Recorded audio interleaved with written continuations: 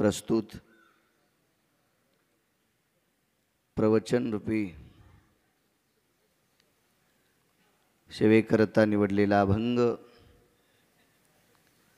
विटेवरच्या मालकाचा अंतःकरण श्री गुरु मंगळवेढ्याचे मालक श्रीमंत श्री चोखोबाराय यांचा प्राप्त प्रसंगी निवडलेला अभंग। महाराज या अभंगाद्वारे नमूद करतात, ज्या दिवशी आयुष्याची माळ तुटत असते त्या दिवशी सर्व पसारा ठरतोय। तुटला आयुष्याचा दोरा, येर वाऊगा पसारा, तो पसारा ठरतोय। भगवान वागेश्वराच्या कृपेने, दत्तप्रभूंच्या कृपेने तुमच्या पुढे बोलण्याचा प्रयत्न करेल। आजचा हा दशक्रिया विधीचा प्रसंग आहे। स्वर्गीय आनंदराव आप्पा पांडुरंग जगताप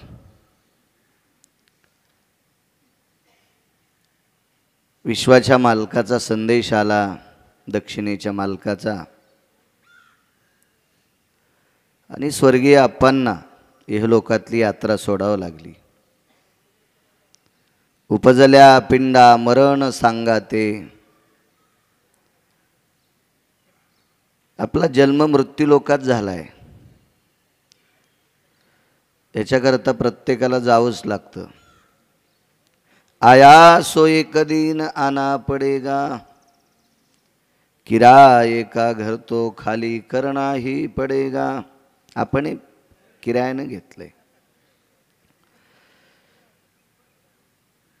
5 लोकांकडनं उसनं घेतले ठराविक वेळेपुरतं। देहा हा पाचाचा आणीला उसना आणलाय हा, आणि उसनी वस्तू परत करावी लागत असते। व्यवहारातल्या ज्या वस्तू आहेत ते तुम्ही परत करणार नाहीत।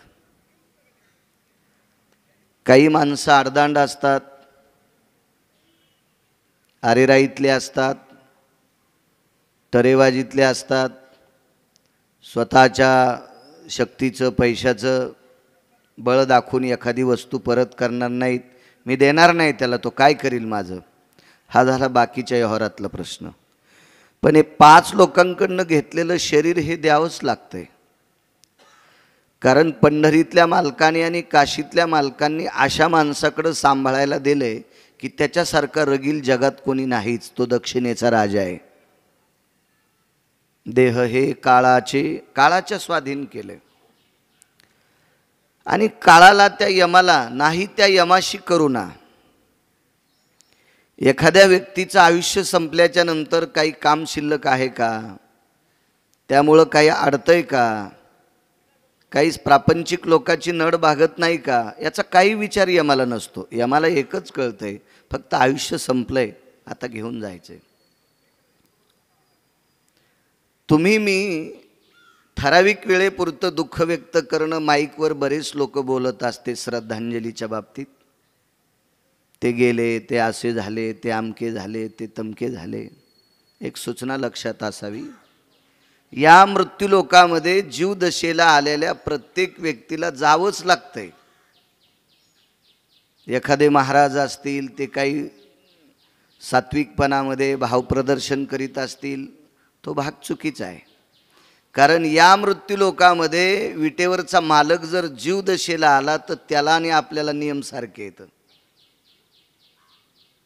ये रती पामर जीव किती, देवाला सुद्धा थांबता येत नाही, मग तुम्ही आम्ही कोण आहेत। माशी पाखू पाखडे तो हे सरे, डोळ्याचं वरचं पापण खालच्या पापणाला चिटकतंय, तितकं आयुष्य सुद्धा आपल्याला मागता येत नाही। हा नियतीचा नियम आहे।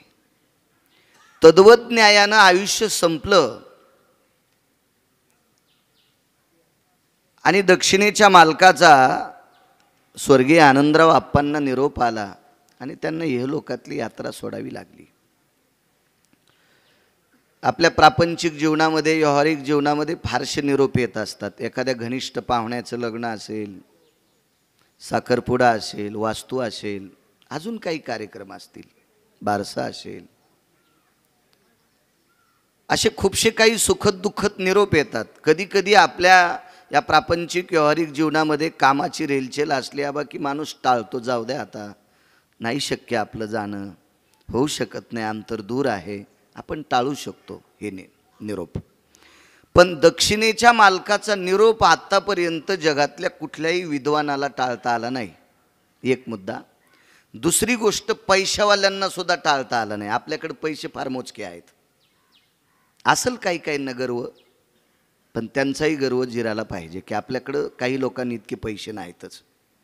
मला असं वाटतं रावणाचे तर चप्पल उचायची सुद्धा लायकी नाही. मी आत्तापर्यंत खूप गावं पाहिले, माझे 6073 गावं झाले, तर तितक्या गावात रावणाचे बुटं उचलायची लायकी असलेला मला आत्तापर्यंत माणूस सापडला नाही.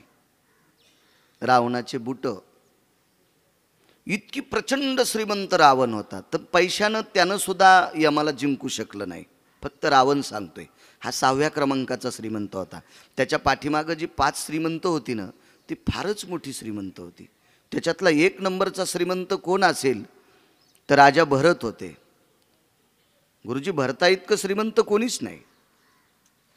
जेने दिगमंडल जिंकिले, समुद्र वलयांकित राज्य केले, नाना भोग भोगिले, नाही देखिले सुरवरी. पैठणचे मालक सांगतात, विश्व जिंकलं राजा भरतानं. भोग अशी भोगली,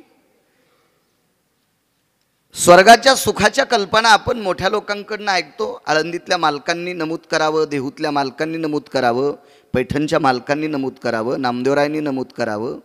काय स्वर्गात सुखाची रेलचेले. चिंतामणीच्या सडका आहेत, कल्पतरूची उद्यानं आहेत, कामधेनूची खिल्लार आहेत, स्वस्तिश्रियेचे ब्राह्मण आहेत, अप्सरा सुद्धा आहेत. हो, आपण टी व्हीवर पाहतो त्या नाही, त्या सुद्धा तिथं आहेत. मला असं वाटतं ते आत्तापर्यंत कुणालाही प्राप्त झाल्या नाही. मग एवढं सुख असताना या सुखाच्या पलीकडचं सुख प्राप्त केलं राजा भरतानं. 1 नंबरचा श्रीमंत सांगतोय, रावणा 6व्या क्रमांकाचा आहे.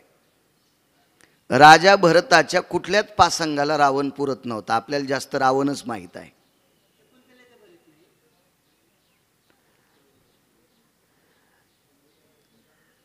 एवढा मोठा प्रचंड व्यासंग त्या भरताचा.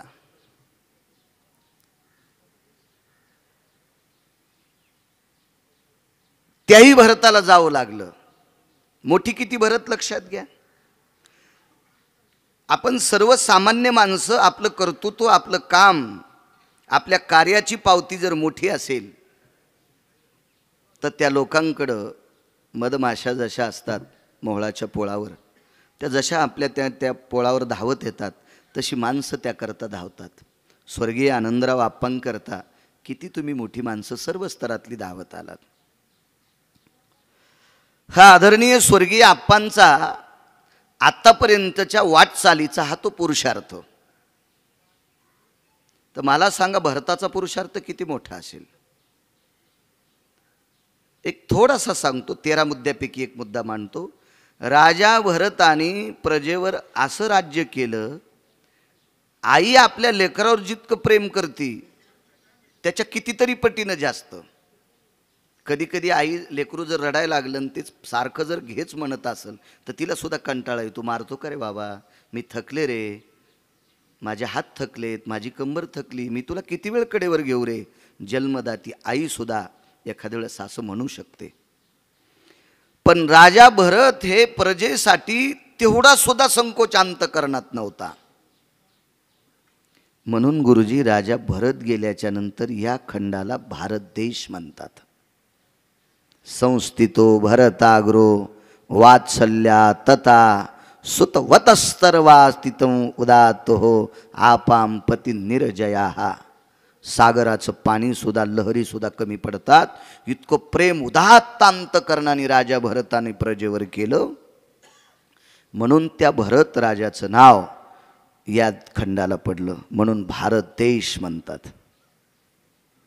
त्या अर्थी किती मोठी असतील भरत, कल्पना करा. त्याही भरताला जावं लागलं. तुटला आयुष्याचा दोरा, नाही थांबता आलं. स्वर्गीय आनंदराव आप्पांना जावं लागलं, हे निमूटपणे सहन करावं लागेल. राजकीय क्षेत्रामध्ये भगवान मर्यादा पुरुषोत्तम रामचंद्रांच्या आजोबाच्या काळात एक राजे होऊन गेले. त्या राजाचं नाव होतं चक्रवेन नावाचा राजा. मजा मारणारा राजा नव्हता, हे लक्षात ठेवा. खुर्चीच्या लालशीपोटी राजा झालेला नव्हता, हेही लक्षात ठेवा. मला लोकांनी बरं म्हणावा, मी मोठा आहे, याच्याकरता राजा झालेला नव्हता.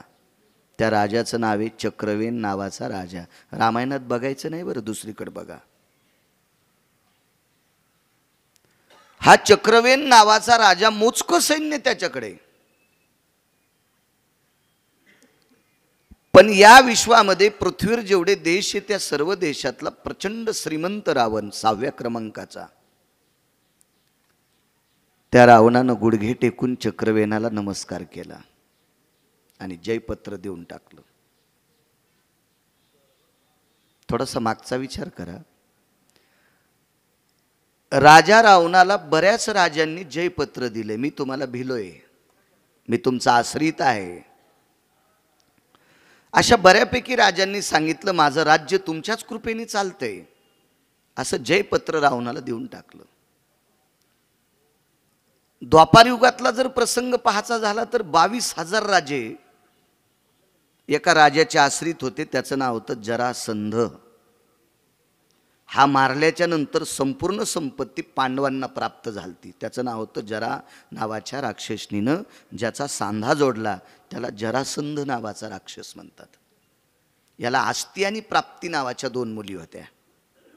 आणि आस्ती आणि प्राप्ती मथुरेचे राजा कंस, जगदानंद कंद जगतपती पंढरीश पांडुरंग परमात्मा भगवान श्रीकृष्ण परमात्म्याचा तो मामा होता. आणि आस्ती आणि प्राप्ती ह्या अत्यंत भांडकुदळ कर्कशा नालायक मुली कंसाच्या पत्न्या होत्या. त्यांच्या बापाकडे 22,000 राजे आश्रित होते. रावणाकडे किती असतील उगाच कल्पना करा.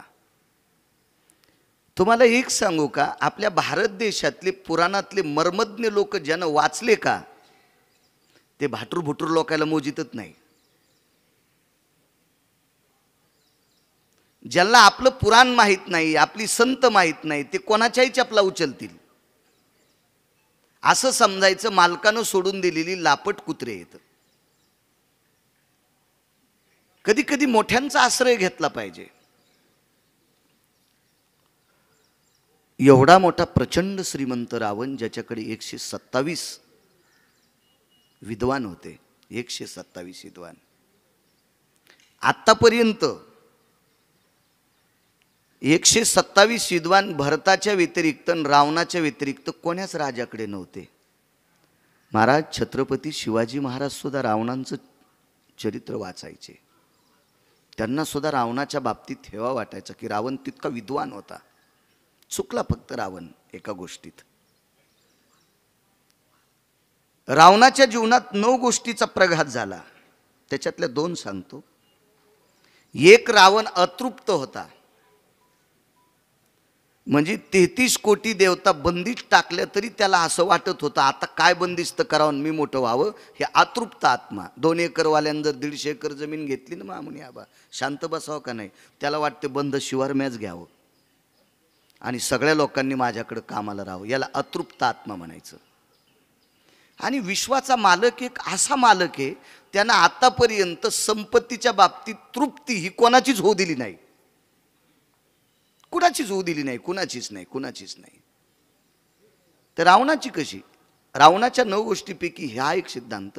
आणि एक दुसरा सिद्धांत, रावणाला 80,000 सुंदर पत्न्या असताना एका विशिष्ट पवित्र स्त्रीकडे पापात्मक दृष्टीनं त्यानं पाहिलं म्हणून रावणाचा क्षय झाला. 9 पैकी 2 गोष्टी. बाकीच्या घरी गेल्यावर बघत जा.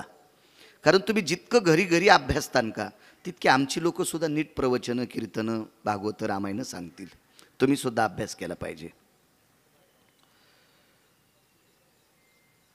आणि एवढं एवढा मोठा व्यासंग असताना रावणानं चक्रवेनाच्या पुढे गुडघे टेकलेत. महाराज एके दिवशी मर्यादा पुरुषोत्तम रामचंद्रांना सुद्धा रावणाला नमस्कार करावा लागला. अशा काही पुराणातल्या खाचक गोष्टी सांगितल्या लोकांना असं वाटतं गिरगावकराच्याच गोळ्या संपल्या असतील. ऐका, समुद्राच्या तीरावर भगवान शिवजींची स्थापना करायची. जसे वागेश्वरांचं अधिष्ठान आहे तुमच्याकडे, भगवान शिवजीचं महाराज स्थापना करायची. पण मर्यादा पुरुषोत्तम रामचंद्र जंगलात होते, वनवासात होते. अशा वेळेला रामायणातली अधर्यू एक व्यक्ती होती, अत्यंत वयस्क व्यक्ती होती. त्या व्यक्तीचं नाव होतं जामवंत. आणि जामवंत हे रावणाच्या आजोबाचे मित्र होते. आणि जामवंत स्वयं रावणाकडे गेले आणि रावण सुद्धा 65 खुर्च्याचं सिंहासन उतरून खाली आला. आला नाही आतापर्यंत रावण कोणासाठी नाही आला. रावण फक्त 2च लोकांकरता खाली येत होता, भगवान शिवजी करता. आणि एकदाच आला फक्त जामवंता करता. पुन्हा त्यानं खुर्ची कधीच सोडली नाही. म्हणून रावणाचा क्षय झाला. राजकारणात सुद्धा जे आल्यावर काचं खाली करीत नसतात का, त्यांचं असंच होत असतं. मला असं वाटतं हे शिकण्यासाठी काही काही गोष्टी लक्षात घेतल्या पाहिजे. बऱ्यापैकी लोकांना काय वाटतं बारक्या बुरक्यांचं आम्हाला काही कामच नाही. तसं नसतं राजे हो. मोठं सरपण कितीही चुलांगणात टाका, चुलांगण पेटत नसतं परांठे गुरुजी. ही मोठी लाकडं पेटण्यासाठी बारकाल्या काड्या सुद्धा गरजेच्या असतात. म्हणून राजकीय क्षेत्र असेल, व्यापार क्षेत्र असेल, वैद्यकीय क्षेत्र असेल, आध्यात्मिक क्षेत्र असेल, कुठलंही क्षेत्र असू द्या, त्या क्षेत्रात सर्वसामान्यांना सुद्धा तितकीच जागा असली पाहिजे, तर तो माणसं गरुडाच्या पंखानं तो माणूस उंच जात असतो.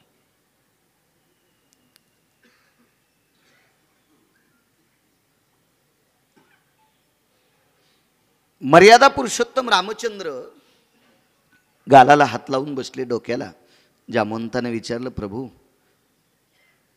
चिंता को भवा, कशा करता चिंता मग्न? काही नाही म्हणे, भगवान शिवजींची स्थापना करायची ना, आपल्याला पुरोहित पाहिजे. आता जसं दशक्रियाच्या पिंडाकरता उपाध्याय ब्राह्मण आहेत, हे विशिष्ट प्रकारचं कर्मकांडातलं एक गोडसं सूत्र आहे. इदन्न मम भयसितो मजदो जज्ञिरे भयस्थितातियं लुप्तपिंडा भयभासो भयजज्ञिरेन स्विता रक्तचंदनो स्थितः अरक्तपुष्पा स्थितो भयो अंगुष्टादिस्नान भयो गयव्रजनो पिंडो भयस्थितातिः जवादितिलाग्रस्थितम् अयज्ञोपवित अपसव्य सव्यान स्थिता. गोड विद्वान लोक असतात, ती गरज असते आजच्या दिवशी त्या मंत्रोच्चाराची. तसं प्राणप्रतिष्ठा करायची शिवजीची. जामवंतानं सांगितलं, काळजी करू नका, मी ब्राह्मण घेऊन येतो आणि अलौकिक ब्राह्मण आणतो की जगात त्याच्यासारखा विद्वान कोणी नसावा. प्रचंड विद्वान रावण. आणि रावणाने खुर्ची सोडली आणि जामवंतजीचं दर्शन घेण्याकरता वाकला. तेवढ्या अवकाशात जामवंतानं उचललं. अरे, तुम्ही माझ्या पाया पडावा इतकी माझी योग्यता नाही. रावणानं सांगितलं, माझ्या आजोबाचे मित्र आहेत. पण जामवंत म्हणले, मी पशु आहे ना, तुमच्या आजोबाचा मित्र आहे पण मी पशु आहे. मोठी लोक आपल्या दर्जेत राहत होती, याच्याकरता ती मोठी होती, याच्याकरता ती मोठी होती. नाही पडू दिलं पाया. काय काम आहे काकाश्री? आमच्याकडे भगवान शिवजीची स्थापना आहे आणि पौरोहित्य करण्यासाठी ब्राह्मण पाहिजे.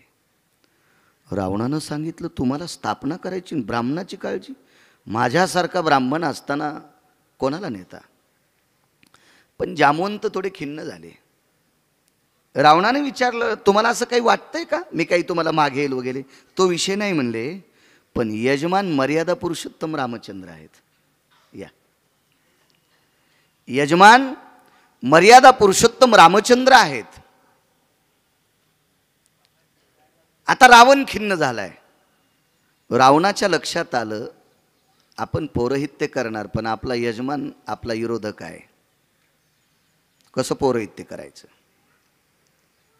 रावणाच्या लक्षात आलं, 2 गोष्टी महत्त्वाच्या आहेत. एक, माझ्या आराध्याचं स्थापना आहे. रावणाचं आराध्य दैवत भगवान शिवशंकर होते. एक, आणि दुसरी गोष्ट, माझ्या आजोबाचे मित्र आलेत म्हणून मला ही पूजा टाळायची नाही. रावणाने होकार दिला. पण जामवंत पुन्हा खिन्न झाले. किती प्रचंड व्यासंग होता रावणाचा. 9 गोष्टीनं मातीत गेला फक्त. आणि मग रावणाने विचारलं, आता खिन्न का? काही नाही म्हणे, तुम्हाला जाताना तुम्हाला दक्षिणा बिदागी काय द्यावी? रावणानं, पहा किती विद्वान आहे रावण. रावणानं सांगितलं, ज्याचा यजमान जंगलात आहे, ज्याचा यजमान वनवासात आहे,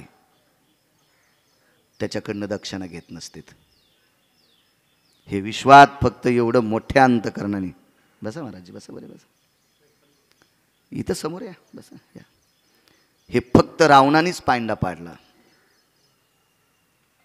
गुरुजी, त्याच्या अगोदर हा कोणाचा शब्द नाही, फक्त रावणाचा. ह्या शब्दाचं वजन करण्यासाठी ब्रह्मदेवाकडे पारडच नाही, तराजूच नाही. एवढा मोठा रावण, मोठा. पूजा आटपली. यजमान होस्तिल कंच चंदनंच महत्पुण्यम पवित्र पापनाशना अक्षिदंच महत्पुण्यम पवित्र पापनाशना. त्यावेळेला विश्वाच्या मालकाला दोन्ही हात छातीवर ठेवून रावणाला प्रणाम करावा लागला. बायको ज्यानं नेली त्याला. विश्वाच्या मालकाची पत्नी ज्यानं हरण केली का, त्याला नमस्कार करावा लागला. त्या अर्थी रावण किती मोठा होता कल्पना करा. जगाचा बाप हृदयावर हात ठेवून रावणाला प्रणाम करतोय. महाराज त्याचं कारणही सांगतोय. आपल्या भारतीय वैदिक सनातन संस्कृतीमध्ये पूजेला बसलेल्या व्यक्तीचं जर लग्न झालेलं असेल तर त्याची पत्नी त्याच्या सोबत असावी, असा पुराणाचा पायंडा आहे. मी एखाद्या वेळेस शास्त्राला फारसं मानणार नाही, माईकवर बोलतोय, कारण शास्त्र 2 तोंडाचं आहे. म्हणून तुकोबारायने शास्त्राला तितकं मानलं नाही. शास्त्र 2 तोंडाचं आहे. वडील गेल्याच्या नंतर 13वा करा हे शास्त्र सांगते, आणि 13व्याचं अन्न विशिष्ट प्रकारच्या लोकांनी जेवू नये हे शास्त्र सांगते. मग त्या लाडूवर, त्या चपात्यावर, त्या बुंदीवर म्हशी बांधायच्या का? शास्त्र माणसाला असं सोडून देते, काय करावं काही कल्पना सुचत नाही. शास्त्र असं मोकळं सोडते, व्यसन काढून घेतलेल्या बैलासारखं. पुराण तसं नाही. पुराण असा ठोका मारतंय अविनाश महाराज, त्याचे तुकडेच 2 करते. चल हे कर, हे करू नकोस. म्हणून पाहावे पुराणी विचारोनी. वारकरी संप्रदायानं पुराणाला मान्य केलं. ज्याला विश्वास नाही का त्यानं पुराणात बघायचं. तुकोबारायचा सिद्धांत आहे तो. रावणानं विचार केला, चंद्र सूर्य तोपर्यंत आपलं नाव खराब होईल. म्हणून रावणानं स्वतःच्या 6 पत्न्या पाठिल्या, एक विमान पाठिलं. आपण बसतो ते नाही, डोक्यातूनही काढून टाका. आपण फक्त ते पुराणातच बघायचं. त्या विमानापैकी एक विमान पाठवलं, 6 पत्न्या पाठवल्या. त्याच्यात एक लक्षात ठेवा, मंदोदरीला पाठवलं नाही. कारण रावणाला शंका होती, मंदोदरीला प्रभू रामचंद्राचे संस्कार इतके आवडत होते, म्हणून मंदोदरीने रावणाला जीवनात एकच शब्द वापरला, तयाची आस्तुरी. आस्तुरी म्हणजे पत्नी, देऊन टाकावी. हा शब्द रावणाच्या पक्का लक्षात होता. आदा कदा सीतेचं ते वैभव, कारण सीता आईसाहेब फार मोठ्या प्रचंड विलीन झालेल्या होत्या प्रभू रामचंद्राविषयी. किती विलीन. जेत सीते जीवस्ती गडे, राम राम स्मरती झाडे. ज्या ठिकाणी सीताईसाहेब बसल्यात ती 100 फुटापर्यंत, उग कळावं म्हणून 100 फूट म्हणतोय. किती फूट ते मलाही सांगता येणार नाही, कारण मला तो पुरावा सापडला नाही. पण मालकांचं वाक्य, पैठणच्या मालकांचं, ती जागा तिथपर्यंत राममय होत होती. आणि त्या जागेत जो कोणी पुरुष जाईल का रामाच्या व्यतिरिक्त, तो नपुसक होत होता. स्थान क्लिंब्याति भय व्याप्त हान पुरुषार्थ गतच जायते, हे नैवम गिरगावकर लिखितम. हे काय तुमचं आमचं वाक्य नाही. त्याचा पुरुषार्थ संपत होता. महाराज मंदोदरीला हेच विचारायचं होतं सीतेला, की तू ज्या ठिकाणी बसतीस त्या जागेवर जर एखादा नर गेला, पुरुष गेला, तर त्याचा पुरुषार्थ संपत आहे. म्हणजे माझ्या मालकानं तुला आणलंय कशा करता. आणि रावणाला हे मंदोदरीपर्यंत पोहोचू द्यायचं नव्हतं. म्हणून त्या 6 पत्न्यापैकी रावणानं तिला नेलं नाही. काय 6 पाठवल्या, विमानात बसवलं, सीताईसाहेबाला आणलं. मर्यादा पुरुषोत्तम रामचंद्राच्या बाजूला सीताईसाहेब बसल्या. महाराज प्रभू रामचंद्राचे डोळे रडत नव्हते हो, अंतःकरण रडत होतं. काय रावणाची कृपा आहे, माझ्या शिवजींची स्थापना करतोय, भगवान वाघेश्वराची स्थापना करतोय, भगवान रामेश्वराची स्थापना करतोय, आणि माझ्या पत्नीला ज्यानं हरण केलंय त्यानं पूजेकरता मांडलं. ही रावणाची विद्वत्ता होती.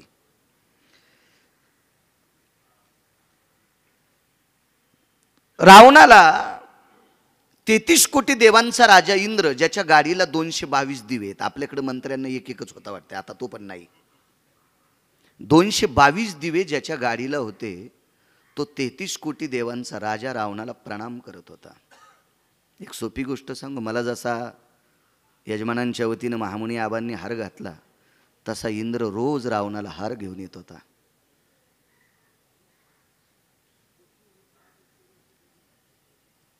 वैकुंठवासी माधव महाराज मगर सुरजखेडकर म्हणायचे, इंद्राचा ऐरावत नावाचा हत्ती दोन्ही पुढचे पायाचे गुडघे टेकून रावणाला सोंडेनं मुजरा घालीत होता.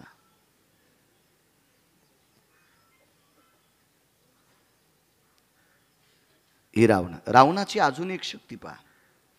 रावणाकडे वरून सडा टाकायला येत होता. रावणाकडे चंद्र, रावणाची एशी होता, कूलर होता, फॅन होता. निशापती भय व्याप्ती वरुतान स्वेदाती कायाहा यत निशापती जायते विंझनस्ततेव चहा. इंधन म्हणजे वारा, चंद्र वारं घालायचा, एवढा मोठा रावण. पण लक्षात ठेवा, 127 ज्याच्याकडे सैन्य, त्याच्या पुढे रावण गुडघे टेकून प्रणाम करत होता. त्या राजाचं नाव होतं चक्रवेन नावाचा राजा. मर्यादा पुरुषोत्तम रामचंद्रांच्या आजोबाच्या काळातले राजे. श्रुती नावाची पत्रकार आली आणि त्या पत्रकारने विचारलं, चक्रवेन महाराज, आपल्याकडे लंकेचा राजा प्रणाम करत होता, काय सिद्धांत आहे, असं तुमच्याकडे काय आहे? चक्रवेनानं सांगितलं, मला उत्तर देता येणार नाही. रावण माझ्या काय पाया पडतो कशा करता, कारण रावणाच्या अंतकरणात एक कपटाची बॉटल होती, आणि कपटी माणसाचं मनच कळत नसते. ते आपल्यासाठी ररडा तरी कशा करता ररडा हे कळतच नसतं, कारण ते मुळात कपटी असतोय, त्याचा रडण्याचा पण स्वार्थच असतो. म्हणून विश्वात तुम्ही एखाद्या वाघाला जिंकू शकता, कपटीला जिंकूच शकत नाहीत, कारण कपटीकडं इतक्या जागा असतात, ते लगेच पलट्या मारित असतं. उत्तमरावजी,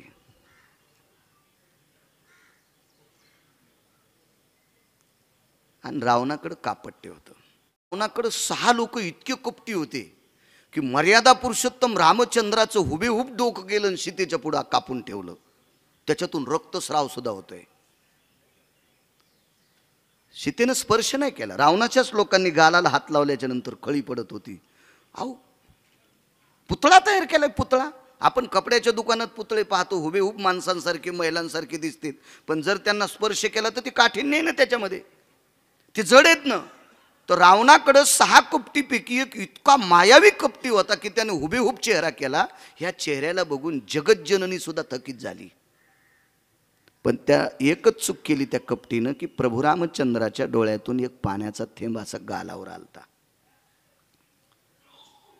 आणि सीताई साहेबाला आता कोणाला आपल्या मालकाचं डोकं कापून आणले, त्यावेळेला त्या देशातली स्त्री आहे, ती पवित्र स्त्री, भावनिक आहे. पण त्रिजटेनं सांगितलं, सीते, क्षत्रिय एक असा व्यक्ती असतो की तो मरताना रडतच नसतो. आणि राम तर क्षत्रिय, डोकं कापल्याच्या नंतर ज्याच्या डोळ्यातून पाणी येत असेल तो राम कसा, आणि राम असेल तर क्षत्रियाच्या कुळातला कसा? मग सीतेची भावना थोडीशी शांत झाली की आपल्या मालकाचं डोकं नसेल. तरी त्रिजटेला सांग, म्हणजे हे कपटी लोक रावणाकडे होते. रावणाकडे विद्वान पण 127 होते बरं का. ज्या विमानात सीतेला बसवलं होतं का, ते विमान इतकं प्रभावशाली होतं की सीतेला त्या दिवशी कळालं की राम जिवंत आहेत. त्या विमानाला विधवा स्त्रीचा पाय लागल्यावर डोळ्याचं पापण लवतं, इतक्या वेळात विमान जळतंय. आणि सीताई साहेब बसल्याच्या नंतर विमान जळत नाही. याच्यावरून असा सिद्धांत झाला की राम जिवंत आहेत. हे त्रिजटेने सांगावं. त्या विमानाचं नाव होतं प्रभदत्त नावाचं विमान. एवढा प्रचंड विद्वान रावण. आणि त्या रावणानं गुडघे टेकले. चक्रवेनानं सांगितलं, श्रुती माते तुम्ही स्वयं रावणाला विचारा की चक्रवेन हा छोटासा राजा आहे, लहानसा राजा आहे. आपल्या जिल्ह्या एवढं राज्य होतं. आपला एखादा जिल्हा असतो का? पुणे असेल, अहिल्यानगर असेल, संभाजीनगर असेल, जालना असेल, आमचा परभणी असेल, एका जिल्ह्या एवढं त्याचं राज्य. आणि तेवढ्या मोठ्या छोट्याशा राजाला रावण गुडघे टेकून, ते पण समुद्रात, 16 प्रधानासह. रावणाला 16 प्रधान होते. एवढ्यान देखता रावण प्रत्यक्ष बरं समुद्रात नमस्कार करतोय. कोणाला? प्रभू रामचंद्राच्या सासऱ्या देखता. समुद्र हा पंढरीतल्या मालकांचा सासरा आहे, लक्ष्मी सागराची कन्या आहे. या सगळ्यां देखता उजागर रावण गुडघे टेकतो. श्रुती स्वयं रावणाकडे गेली आणि श्रुतीने रावणाला प्रश्न केला, लंकेश, जगातली पहिली पत्रकार बरं, श्रुतीसारखी धाडशी पत्रकार जगात एक सुद्धा झालेली नाही. एक सुद्धा नाही, एक सुद्धा नाही, एक सुद्धा नाही. आपलं नशीब बी तितकं गोड नाही, तसं होणारं नाही कोणी. श्रुतीच होती. आणि मग त्या श्रुतीने प्रश्न केला की आपण चक्रवेनाच्या पुढे गुडघे टेकावे. या विश्वात फक्त 9च लोक होते की प्रचंड व्यासंग ज्यांचा आहे ते गुडघे टेकत होते. यवनांचा राजा, 6 पातशाहीपैकी एक पातशाही होती, तरी पण तो शंभू राजांच्या पुढे गुडघे टेकले होते. कवी कलशांनी सांगाव, हा एक राजा. बाकीचे घरी गेल्यावर बघा. आणि चक्रवेन राजा आहे ज्याच्या पुढे रावण गुडघे टेकतो. रावण. श्रुतीने विचारलं कारण काय? रावणानं सांगितलं, चक्रवेन एक असा राजा आहे, प्रजेसाठी प्राप्त झालेला निधी, प्रजेसाठी प्राप्त झालेला निधी तो प्रजेसाठीच खर्चित होता. त्याच्यातली फुटकी कवडी सुद्धा स्वतःच्या संसारात वापरली नाही. म्हणून 9 लोकांपैकी चक्रवेनावर पृथ्वी प्रेम करत होती. 9 पैकी एक धर्मराजा आहे. धर्मराजाच्या रथाची चाकं घासत नव्हती. सत्यवादी राजा होता. एक हरिश्चंद्र राजा आहे, एक न्यायी शिबी राजा आहे आणि एक चक्रवेन राजा आहे. एवढे लक्षात ठेवा, बाकीचे पुन्हा बघू. आणि म्हणून ह्या चक्रवेनानं जे मनात आणलं ते होतंय. त्यानं एक लंकेची प्रतिकृती केली, ती जर समुद्रात टाकली तर खरी लंका समुद्रात पडते. एवढा मोठा भक्तीचा व्यासंग चक्रवेनाचा होता. म्हणून मी त्याच्या पुढे गुडघे टेकत होतो. श्रुतीचे डोळे भरून आले. काय पत्रकार होती श्रुती. श्रुतीचे डोळे भरून आले आणि लंकेशाला विचारलं, लंकेश, खाली नाही विचारलं, वरे, एवढा मोठा व्यासंग तुमचा असताना तुम्ही चक्रवेनाला नमस्कार करता. तुम्हाला जावं लागलं, ठीक आहे, तुम्ही चक्रवेनापेक्षा लहान आहात, पण तुमच्यापेक्षा हजारो पटीनं चक्रवेन मोठा आहे. की सूर्यवंशातले राजे चक्रवेनाचा आदर्शवाद घेत होते, आदर्श घेत होते. राजा अजराजा, राजा दशरथ, कालांतरानं मर्यादा पुरुषोत्तम रामचंद्रांनी सुद्धा चक्रवेनाचा आदर्श घेतला. मग या सृष्टीचा करता, जगाचा बाप तुम्हाला आणि मला इथं किती दिवस ठेवायचंय आणि आपला कोण्या दिवशी हा विधी करायचा आहे. आता जो विधी चालू आहे का, हा विधी आपला कोण्या दिवशी करायचा, ज्याच्या हातात आहे त्याला जगाचा बाप म्हणतात.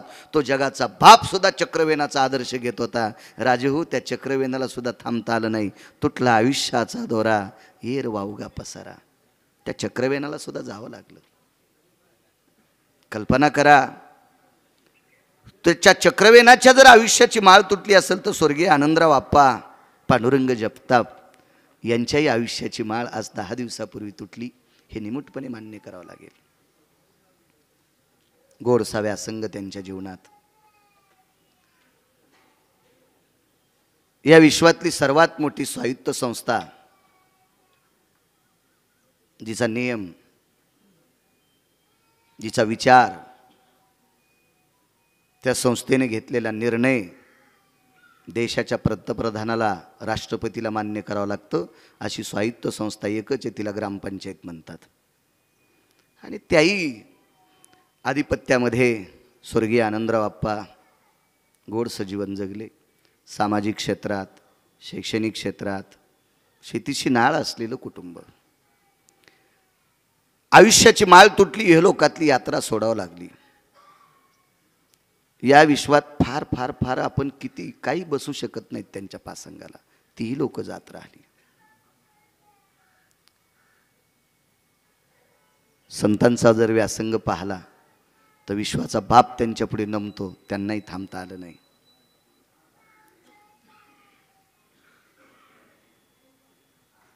स्वामी रामकृष्ण परमहंस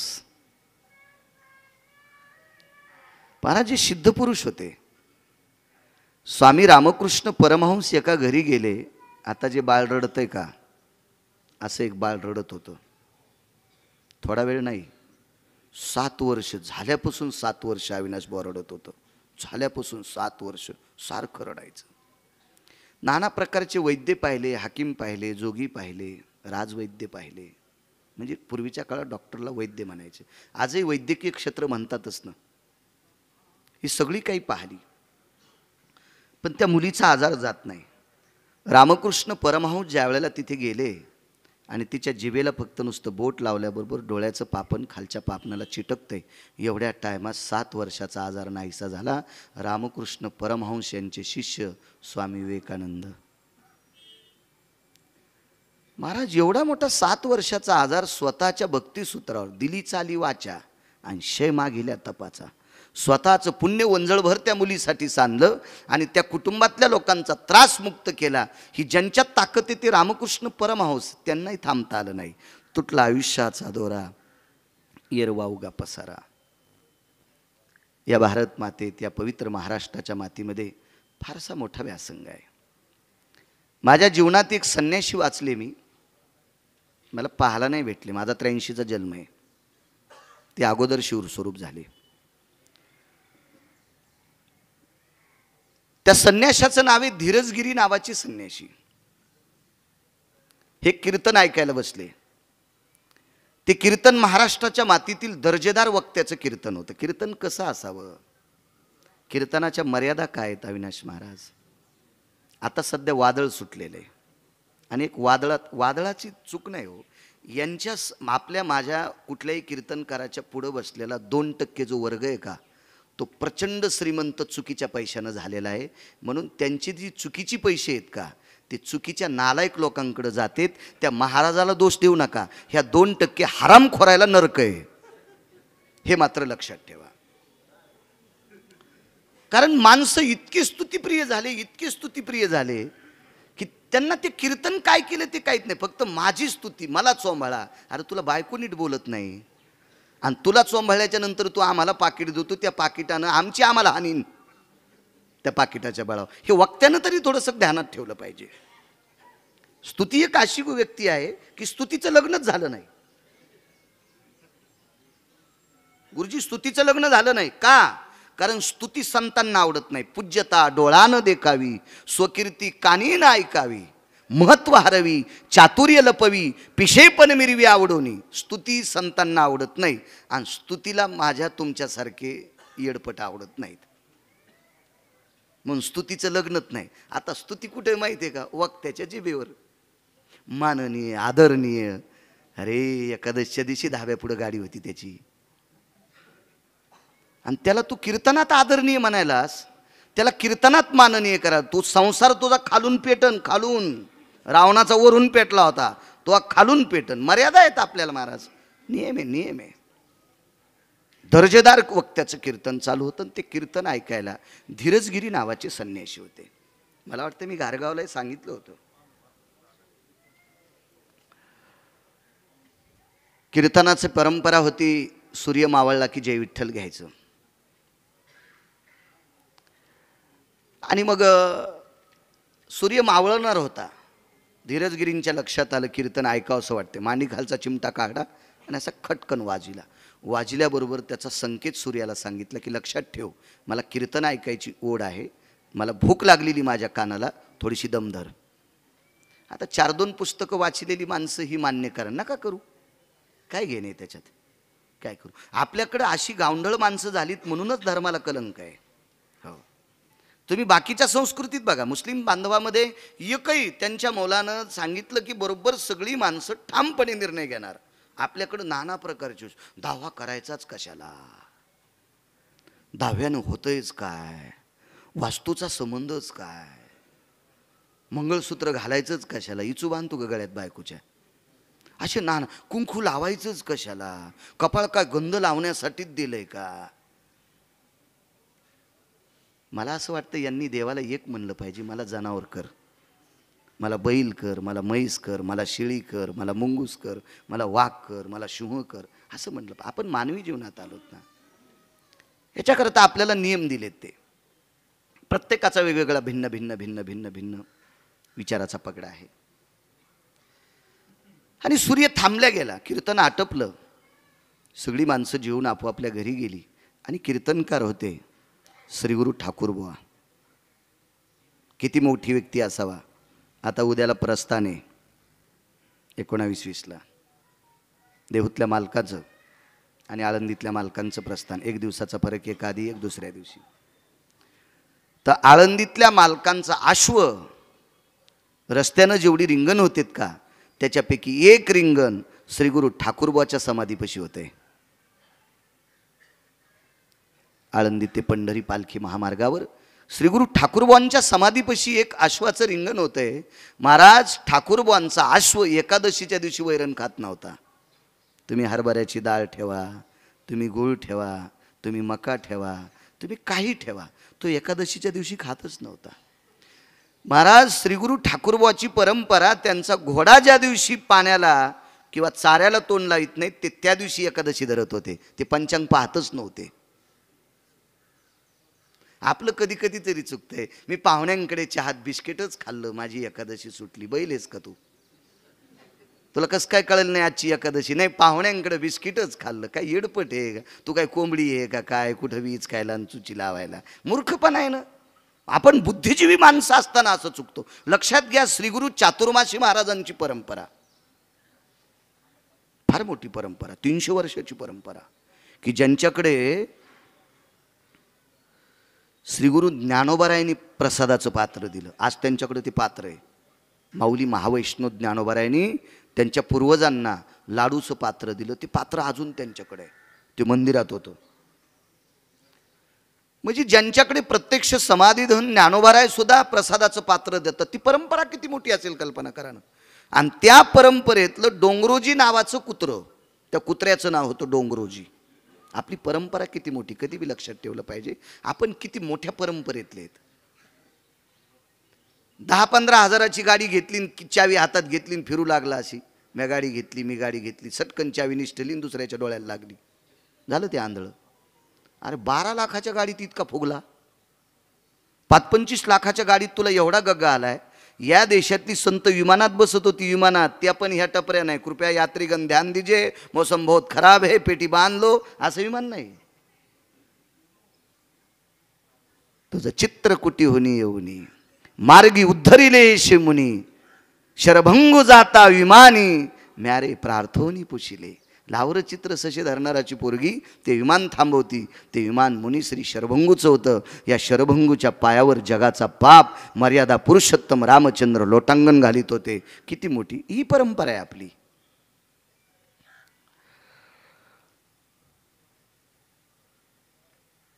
डोंगरोजी नावाचं कुत्र्याचं नाव. घोड्याकडनं इकडे आलोय, पुन्हा वापस जातोय. मला फक्त बोट करा बरं, वेळ संपल्याच्या नंतर. तुमचं आटपलं की मला सांगा, कारण नंतर बऱ्यापैकी लोकांच्या आदरांजल्या होत असतात. ते डोंगरोजी नावाचं कुत्रं एकादशी धरायचं. आज त्या परंपरेतला नियम आहे. अनवा नावाचं गाव, मी रात्री तिकडंच होतो. आदरणीय पाणी पुरवठा मंत्री गुलाबरावजी पाटील त्यांच्या अभिष्ट चिंतन सोहळ्यानिमित्त कीर्तन होतं. ते करून सकाळी सकाळी महामुनी आबाकडे 6 वाजता आलो, स्नान केलं, इकडं आलो. तानवा नावाच्या गावाहूनच गेलो मी खाली उतरलो. रात्रीचा वेळ होता आणि त्या अनवा नावाच्या गावाच्या रोडलाच हात लावला आणि कपाळाला हात लावला. आमचा ड्रायव्हर म्हणला, इथं कोणता देव आहे? म्हणलं, इथं इतका मोठा देव आहे. आमच्यासारख्यानं चुका करणाऱ्या महाराज लोकांनी इथल्या कुत्र्याचा आदर्श घ्यावा, इतका मोठा देव आहे, इतका मोठा देव आहे. कारण चातुर्मासी महाराजांचं कुत्रं एकादशी धरत होतं. आज तिथली परंपरा आहे, कुठल्याही समाध्यांचं दर्शन आधी घ्यायचं नाही. आधी डोंगरोजी कुत्र्याच्या समाधीचं दर्शन घ्यायचं आणि मग मधल्या साधूंचं दर्शन घ्यायचं. ही परंपरा होती महाराज, परंपरा. इतका मोठा आदर्शवाद. महाराज, ह्या लोकांचा परमार्थ किती टोकाचा असेल. यांनी कुत्र परमार्थात आणलंय. कुत्र कुत्र कुत्र परमार्थात आणलंय. अविनाश महाराज, आपल्या लोकांना वाटते परमार्थ मोठा झाला. नाही, डोक्यातलं काढून टाका. परमार्थाची फक्त रुंदी वाढली. उत्तमरावजी, परमार्थाची फक्त लांबी आणि रुंदी वाढली, खोली वाढीच नाही. खोली वाढीच नाही. खोली वाढी कधी समजेल माहितीये का? तुम्ही किती सुधारता ते नाही म्हणायचं. खोली परमार्थाची त्या दिवशी वाढली की भजन करणाऱ्यानं तंबाखू खाचीच नाही, मग म्हणायचं परमार्थाची खोली वाढली. मृदंग वाजिणाऱ्यानं तंबाखू खायचीच नाही, मग म्हणायचं परमार्थाची खोली वाढली. आणि कीर्तनकारानं तो वासही घ्यायचा नाही. चालू कीर्तनात इकडं जर थुता असेल तिला, याची लायकी काय लोकांना कीर्तन सांगायची? पाकिट देणाऱ्याला नरक. तुम्हाला वाटतं का आम्ही व्यसन तुटलेल्या बैलासारखे मोकळेत? दोघा अशी पतन सारिकेची. कारण शिळीला कळते बेसरामाचा पाला खाऊ नये. तुम्हाला किती मोठा बुद्धिजीवी मेंदू दिलाय, तुम्हालाही कळावा चांगला कोण वाईट कोण. ही क्रांती. मग नंतर आम्ही निर्वेशनी झाल्याच्या नंतर मग आपल्या बायकांनी तंबाखू सोडावा, पुरुषांनी तंबाखू सोडावा, कोणी विडी सोडावा, कोणी गुटखा सोडावा. हा जो भाव आहे हा नंतरचा पुरुषार्थ. बसा राहुल, कुत्र्याला परमार्थात आणलं. बघा इकडे या ठाकूरबाच्या परंपरेकडे. श्रीगुरु ठाकूरबाच्या परंपरेतला आश्व एकादशी धरायचा. या महाराष्ट्राच्या मातीतले प्रतिज्ञानोबर आहे श्री गुरु रंगनाथ गुरुजी परभणीकर महाराज. ज्यांनी रंगनाथ गुरुजी पाहिले का, त्यांनी छाती ठोकून सांगायचं, मी माऊली महावैष्णव ज्ञानोबरायचं दर्शन घेतलंय. एवढा प्रचंड भक्तीचा व्यासंग श्री गुरु रंगनाथ गुरुजी परभणीकरांचा होता. राजराजेश्वर शास्त्री लोटांगण घालीत होते, ज्यांचा कंठ शेकण्यासाठी सरस्वती येत होती. एवढा प्रचंड वेदाचा विद्वान व्यक्ती रंगनाथ गुरुजींच्या पुढे लोटांगण घालायचा. किती मोठा पुरुषार्थ असेल गुरुजींचा. या या अविनाश महाराज, आपण केलेला परमार्थ, आपण केलेली कीर्तन किती मोठी आहे ती कशावरून लक्षात घ्यायचं माहिती आहे का? गुण आला पाहिजे. डॉक्टरनं पेशंट दुरुस्त करून घरी पाठवावा असं समजायचं. आपल्याकडची विद्वत्ता प्रचंड आहे. श्री गुरु रंगनाथ गुरुजींचं एकच कीर्तन वाळवंटात ऐकलं. वाळवंटात श्री गुरु लवटे बाबा.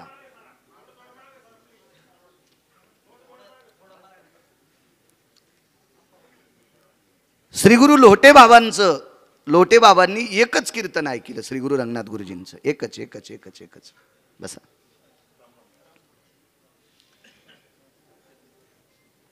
पंढरपूरहून घरी आले, मामांना बोलून घेतलं.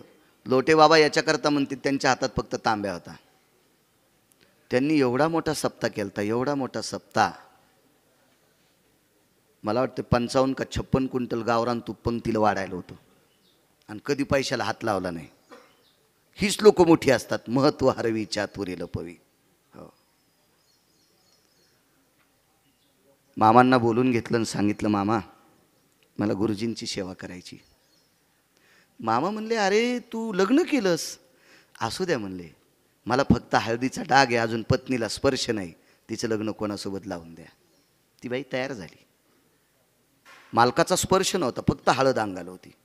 पण तिने एक प्रश्न केला, काय हरकत नाही, तुम्ही लग्न केलं, आता नका म्हणता, माझ्यात काही दोष, एका तिळा इतका दोष नाही, फक्त तुझ्याशी प्रपंच केल्यावर मला गुरुजीची सेवा घडणार नाही, आपण नंतर करू ना. नाही म्हणले, पुढचा जन्म जर मला माणसाचा नाही भेटला तर मी गुरुजीची सेवा कशी करीन? मग मला संसार करण्याची तुमच्यासोबत इच्छा आहे. वाक्य काय वापरलं? माफी मागून सांगतोय तुम्हाला. माझं वय नाही ते वाक्य वापरायची, तरी पण तुमची माफी मागून वाक्य वापरतोय. श्री गुरु लोटे महाराजांनी सांगितलं, पुढच्या जन्मात जर तू कुत्री झाली, मी कुत्र झालो, तर संसार करता येईल, पण गुरुजीची सेवा पशुच्या उनीत करता येत नाही. एका कीर्तनाचा पुरुषार्थ, याला म्हणायचं कीर्तनाचा पुरुषार्थ. एका श्री गुरु साहेबराव महाराजांनी एक कीर्तन ऐकलं आणि पत्नीला सांगितलं, माय शब्द वापरला, माय माय माय. महाराज, हे माईकवर तर कोणाला चांगलं बोलता येते. लोकनाट्यातले लोकही तुम्हाला कुठं शिव्या देतात? आम्ही देत नाहीत. माईकवर बोलतेत म्हणजे फारच चांगले असतात असतलं काही विषय नाही. कर्तृत्वात जे आणतात ती माणसं मोठी असतात. हो. श्री गुरु साहेबराव महाराजांचं लग्न झालं. महाराज हा किती मोठा व्यासंग, तुटला आयुष्याचा दोरा. मग स्वर्गीय आनंदराव आप्पांना जावं लागलं, हेच निमूटपणे मान्य करायचं. किती मोठ्यांना जावं लागतंय. साहेबराव महाराजांचं दर्शन झालं. पहिला दिवस आहे. पत्नीला माय म्हटले. 12 वर्षाच्या नंतर तिचे वडील वारले. त्या माऊलीचे अंत्यविधी करता वडिलाच्या गेल्या, परत आल्या, बांगड्या वाजल्या आणि साहेबराव महाराजांनी विचारलं, माय आलात? हो म्हणे, मी आले. तुमचे वडील गेलेत, आज तुमच्या वडिलांचा अंत्यविधी झाला आहे. उद्या परवाला आस्थीचा कार्यक्रम आहे, आस्थी संचयाचा कार्यक्रम आहे, राखेचा कार्यक्रम आहे, सावडायचा कार्यक्रम आहे. गंगेत तुमच्या बाबांची राख टाकायची. तुम्ही इकडे आलात कसा? मान खाली घातली आणि त्या पवित्र पत्नीनं नवऱ्याला एकच शब्द वापरला, आत्तापर्यंत 14 वर्ष झालेत तुम्ही मला माय म्हणतात, मग तुम्ही जर मला माय म्हणत असाल तर माईनं लेकराला उपाशी ठेवून माहेरात कसं थांबायचं? हा भक्तीचा पुरुषार्थ आहे महाराज. रंगनाथ गुरुजीच्या एका कीर्तनाचा पुरुषार्थ. एका प्रचंड महाराष्ट्रभर इतक्या मोठाडपणानं मी गावं सांगितली, 6072 गावं सांगितली. असा पुरुषार्थ सांगणं म्हणे गिरगावकराला एखादा नाही. काय माय व्याली तो पुरुषार्थ आमच्यात असतो का? म्हणून तुम्हाला सांगतो, हिशोबात मागं लाग जा जरा. ज्याच्याकडे भक्तीचा व्यासंग गोड आहे का, अशा लोकांचे पाय धर जा. कोणाही महाराजाच्या पाया पडायचं नाही. पायाच पडायचं असेल तर वारकऱ्याच्या पडा. तुम्हाला वाटतं का महाराज चांगलं करील? काय करील? एका महाराजाच्या पाया पडायला पोरगं नेलं. त्या बाईने विचारलं, त्या महाराजाने विचारलं, बाई माझ्या पाया पडायला तुम्ही मुलाला का आणलं? नाही म्हणले, माझा मुलगा 3 वर्ष झालं पहिलीतच आहे, तुमच्या पाया पड्यावर दुसरीत जाईल. महाराज म्हणले, 20 वर्ष झालं माझ्याच पोराला डोक्याच्या गोळ्या चालू आहे. आता ज्या महाराजाच्या पोराला डोक्याच्या गोळ्या चालू आहेत ते तुमचं पोट्ट नीट करीत असतं होय. तुमच्या गोळ्या संपल्यात, तुम्ही कोणाच्याही पाया पडता. ललाटम प्रपटले वशा यत पदन्यासा भय पदाच्युता स्थितायाम यत पापाग्नो भय स्थिता.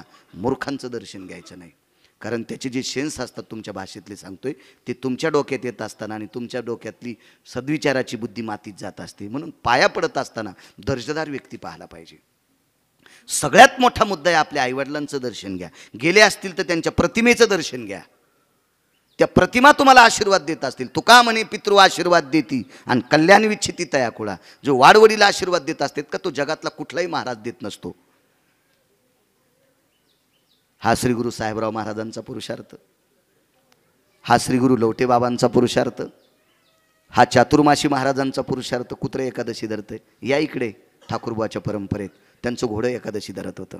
पंचांगकर्त्याचे वाद मिटवले घोड्यानं. एका पंचांगकर्त्यानं आजची टाकली, एकानं उद्याची एकादशी टाकली स्मार्थ.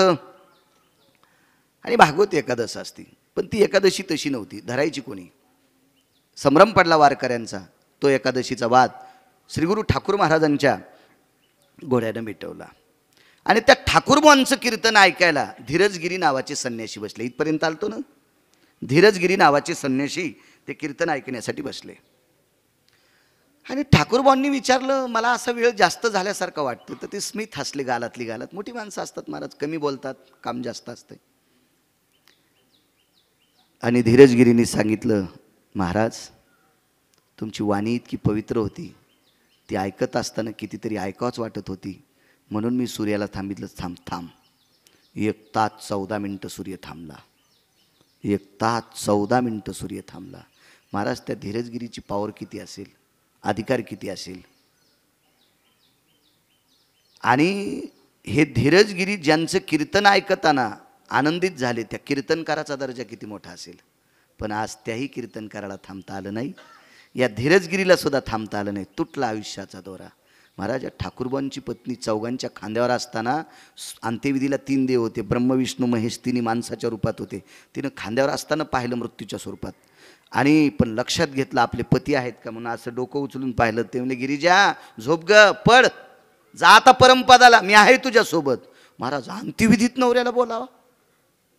त्याही गिरिजामाईला जावं. पैठणच्या गिरिजामाई वेगळ्या बरं, त्या शांतीब्रह्म एकनाथ महाराजांच्या धर्मपत्नी. त्यांचं तर 36 वर्ष लुगडं पंढरपुरातल्या मालकानं धुतला विनाश पोहा. 36 वर्ष धुतलं, 36 वर्ष. काय ताकद. तुटला आयुष्याचा दोरा, येर वावगा पसारा. 5 मिनिटात एक सांगतो, आटपलंय का?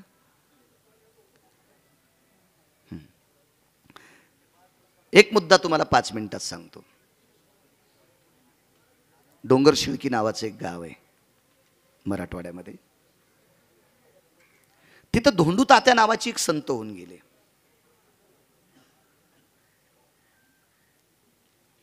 परम पावन सात्विक सदाचारी. एवढी मोठी त्यांची उंची. डोंगर शेळकेला धोंडू तात्या, इकडं अलीकडं बोरगावला चिन्मयानंद स्वामी. ही श्रीगुरु गजानन महाराजांच्या, श्रीगुरु साईबाबांच्या समकालातली लोक आहे, स्वामी समर्थांच्या समकालातली. धोंडू तात्यांच्या वडिलांचं श्राद्ध होतं. आज जसं दाहोयाचं श्राद्ध आहे, दशक्रिया विधी आहे. आज 16 पिंडांना समर्पित करायचे आजचा जो विधी आहे. विदन्नम गताति भवाति पिंडाति लुप्ताति चारा शिवलं कावळ्यानं. आज वर्ष संवत्सर आजच्यावर ते ज्या दिवशी गेले त्या दिवशी आर्यमा नावाचा पितर येणार आणि आर्यमा नावाचा पितर स्वर्गीय आनंदराव आप्पांना पुढच्या पितरात विलीन करून घेणार. त्याच्यानंतर उपजेते नाशे नाशिलेते पुनरपी दिशे हे घटिका यंत्र जैसे परिभ्रमेगा जीर्ण सांडीजे नूतन वेडीजे वर्षापर्यंत मासिक श्राद्ध अशा काही नाना प्रकारच्या विधी ब्राह्मण सांगतील. त्या ह्या जगताप परिवारातल्या लोकांनी त्याचं अनुकरण करावं. स्वर्गीय आनंदराव आप्पांना गोड अशा प्रकारचं वर्षभरापरता ह्या आत्म्याला चिरशांती ही नंतर प्राप्त असते, एका वर्षाच्या नंतर.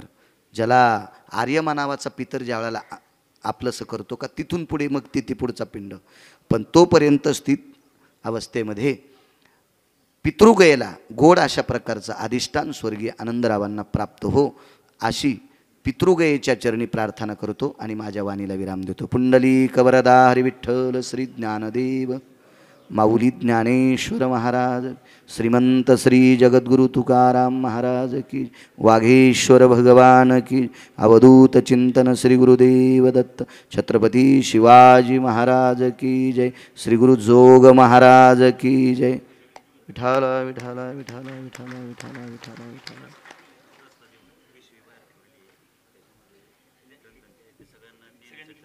बरं एकच.